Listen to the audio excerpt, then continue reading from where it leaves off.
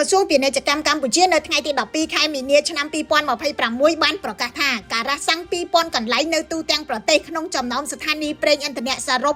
6300ទីតាំងបានបិទទ្វារបណ្ដោះអាសន្នក្រោមហេតុផលថាអស់ស្តុកប៉ុន្តែម្ចាស់ការ៉ាសមួយចំនួនសង្ស័យថាលាក់ប្រេងទុករងចាំលក់ពេលតម្លៃឡើងថ្លៃហើយក្រសួងបានបញ្ជូនមន្ត្រីជំនាញចុះត្រួតពិនិត្យភ្លាមនេះគឺជាការបញ្ជាក់របស់រដ្ឋមន្ត្រីក្រសួងពាណិជ្ជកម្មលោកស្រីចមនិមលក្នុងសិក្ខាសាលាមួយនៅថ្ងៃទី12ខែមីនាលោកស្រីព្រមានថាប្រសិនបើរកឃើញស្ថានីយ៍ណាមួយមានប្រេងស្តុកប៉ុន្តែមិនបញ្ចេញលក់ស្ថានីយ៍នោះនឹងត្រូវរងការផាកពិន័យហើយដកអាជ្ញាប័ណ្ណអាជីវកម្មទាំងស្រុងតែម្ដងក៏ប៉ុន្តែប្រសិនបើអស់ស្តុកពិតប្រាកដមែនរដ្ឋនឹងសហការជាមួយនឹងក្រុមហ៊ុននាំចូលដើម្បីបង្កើនការផ្គត់ផ្គង់ឡើងវិញ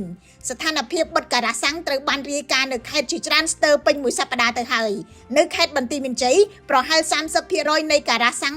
286កន្លែងបានបិទទ្វារនៅកំពង់ចាមមាន220ក្នុងចំណោម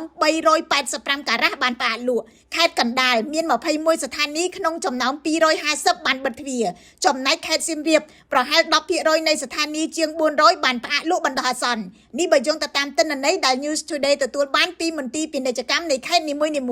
លោកស្រីចំនិមលបានប្រាប់ថាប្រសិនបើតម្លៃប្រេងពិភពលោកឡើងលើស$90ក្នុង1បារ៉ែលរដ្ឋនឹងជួយចេញខាត6កណ្ដោះសញ្ញា5សេនដុល្លារឬក៏ប្រហែលជា270រៀលខ្មែរលោកស្រីចំនិមលបានប្រាប់ថាប្រសិនបើតម្លៃប្រេងពិភពលោកឡើងលើស$90ក្នុង1បារ៉ែលរដ្ឋនឹងជួយចេញខាត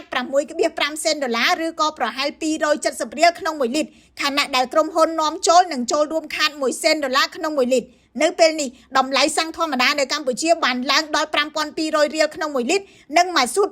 6050រៀលក្នុង1លីត្រលោកស្រីចំនិមលបានបង្ហើបថាតម្លៃប្រេងអាចមានសញ្ញាធ្លាក់ចុះវិញក្នុងប៉ុន្មានថ្ងៃខាងមុខខ្ញុំរស់សុធាពី News Today NTTV